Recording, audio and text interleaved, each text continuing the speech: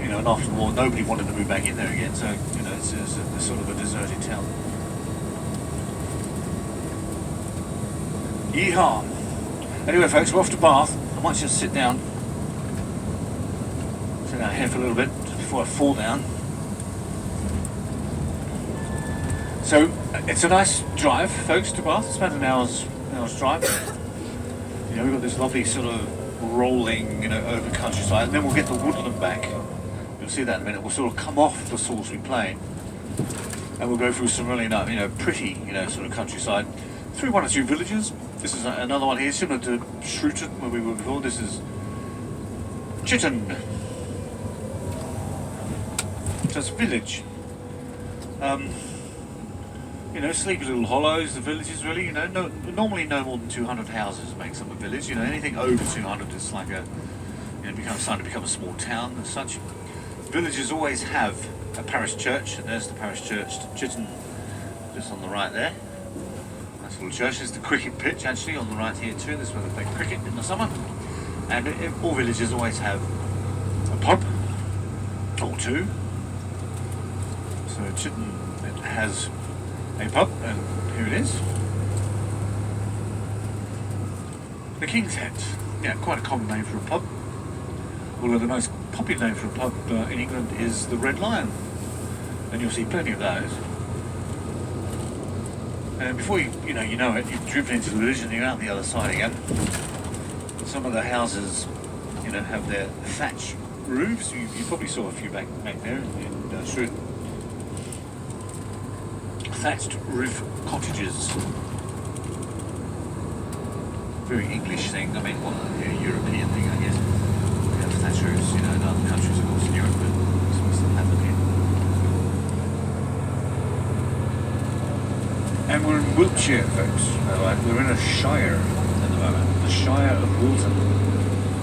Wilton is the main town of the district. You know, like shires are, you know, districts, you know, regions, you know, defined by boundaries.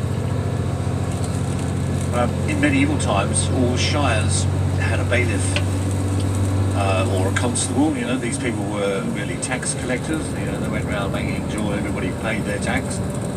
You know, literally knocking on your house and say, "Where's your tax money?" You know, that sort of thing. You know, before paper money and organised banking, you know, coinage. These constables or bailiffs were known as reeves, and they worked on behalf of the crown. You know, they went around collecting, you know, revenues for the crown. So every shire had one. They were the reeve of the shire, or some people call them the shire reeves, which is of course how we get the word sheriff.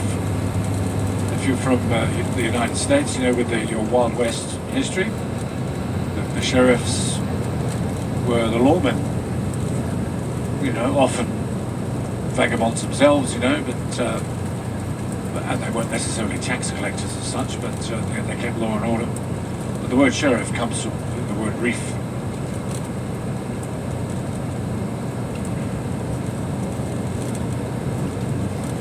Anyway, folks, so off to Bath. I've got to say, I never get tired of going to Bath.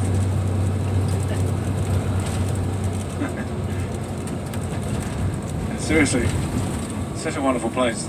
And the thing I like about Bath is it's really relaxed and laid back. There's a sort of you know, sort of easiness, you know, about the place.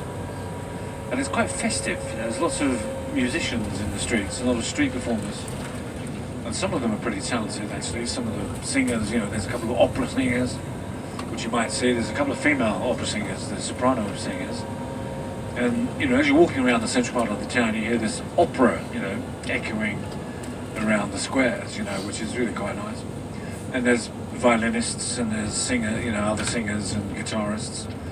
And then there's the guys who mime and do things, or they stand dead still like they're statues, and, you know, I'm sure you've seen it. So, you know, it has a very nice festive atmosphere, which is really the legacy of the town, really. I mean, I think I mentioned on the way out earlier, you know, it was built as a place for relaxation and holidaying, and built as a resort, for the Georgian population, the well-to-do Georgians, people who could afford to come here, mostly during the summer. You come here for a period of time, maybe a couple of weeks or a month or even the whole summer, the whole season.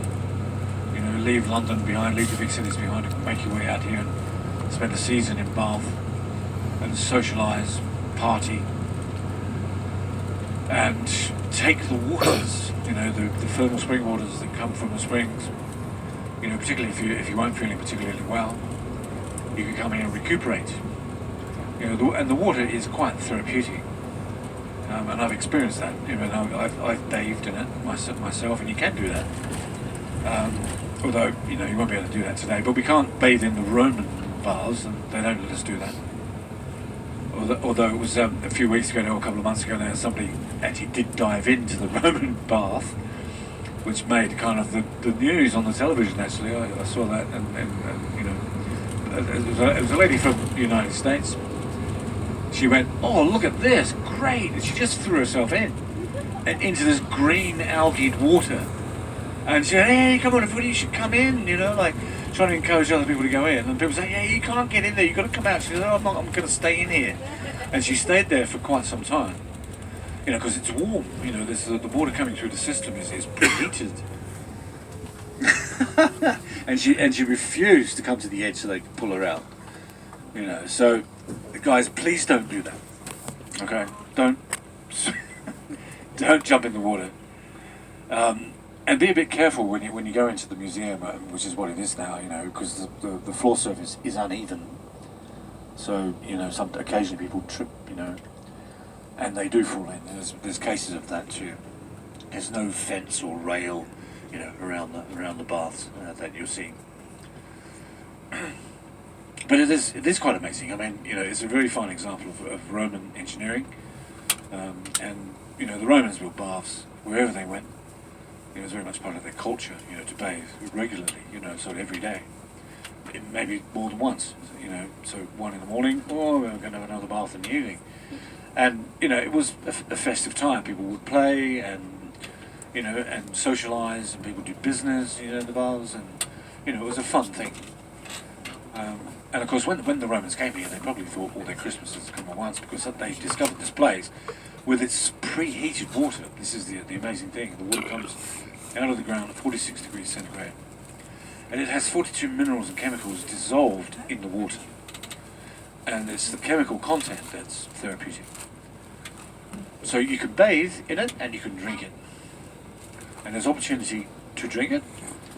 When you're going into the Roman Baths Museum, towards the end of the tour there is a facility where you can have a glass of the water. So give it a go. I mean, it's not going to do you any harm. It has a peculiar sort of taste. I mean, it's kind of very organic and earthy. It's like warm, sulphurous, metallic swamp water, for want of a better word, or better description. It is. It's kind of, got this earthy taste. But it's got, things that our bodies need, calcium, sodium, potassium, magnesium, phosphorus, a fair bit of sulphur, which gives it a funny smell. So it smells like bad eggs. And there's dissolved metals, copper, iron. There's quite a bit of iron in it, so it has a sort of metallic taste. And cyanide, small amount, trace amount of cyanide. And I think the form that the cyanide is in, and because it's trace amount, it's not detrimental. It's not going to harm you in any way.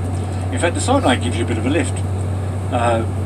Only trace amounts, cyanide give you a lift. If you have too much, it'll kill you. But it's a stimulant. It will stimulate your metabolism, and you'll get, if you drink enough of it, you'll get a little high on it.